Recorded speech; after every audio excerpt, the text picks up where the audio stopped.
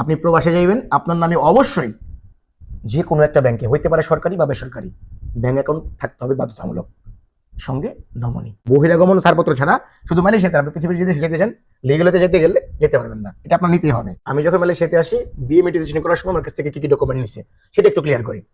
প্রথমত পাসপোর্টের ফটোকপি, রঙিন কপি, সঙ্গে আমার নামে যে কলিং ইস্যু হয়েছে সেই কলিং এর একটা কপি, সেটা রঙিন, যদিও মালয়েশিয়ার কলিং গুলো গ্রুপ কলিং হয়, সেটার একটা ফটোকপি, নমুনির ছবি, আমার 2 কপি ছবি, 220 টাকা যদি আমি ভুল না করি রেজিস্ট্রেশন ফি।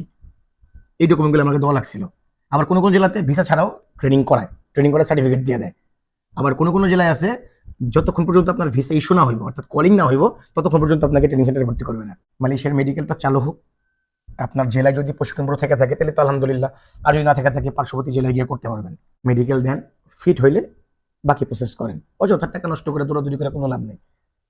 যারা ফয়রাগিরি করে তারা তো বলবে ট্রেনিং করে রাখো, বিএমইটি করে রাখো, এই করো সেই করো, ভক্কর চক্কর, অর্থাৎ কিছু কাজ করাইতে পারলেই কিছু টাকা নিতে পারবে।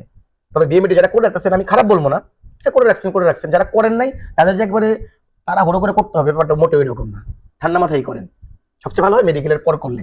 যাই হোক, যার যার ব্যক্তিগত ব্যাপার, নিজ জেলায় যদি প্রশিক্ষণ থেকে থাকে তাদের জন্য তো একেবারে ইজি, যাইবেন 3 দিনের ট্রেনিং নেবেন, সার্টিফিকেট নিয়ে বায়োমেট্রিক দিয়ে আগে বা পরে চলে আসবেন, বাকিটা আপনার রিক্রুটিং এজেন্সি করবে। যাদের এলাকাতে নাই বা জেলাতে নাই, পার্শ্ববর্তী জেলা যেয়ে করতে হবে, আপনারা চাইলে করে রাখতে পারেন।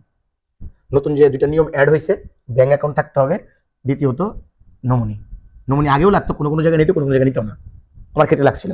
তো যাই হোক, নোটিশ কিন্তু স্ক্রিনে দিয়ে দিচ্ছি, অনেকে হিসাবে তথ্য প্রমাণ খুঁজবেন, নোটিশটা স্ক্রিনে দেওয়া আছে। যারা আমার ভিডিওগুলো নিয়মিত দেখেন, ভালো লাগলে শেয়ার করে দিন, নতুন হলে পেজটা ফলো করে রাখেন, যখন যে আপডেট সবার আগে পেয়ে যাবেন। ভালো থাকবেন সবাই, আসসালামু আলাইকুম।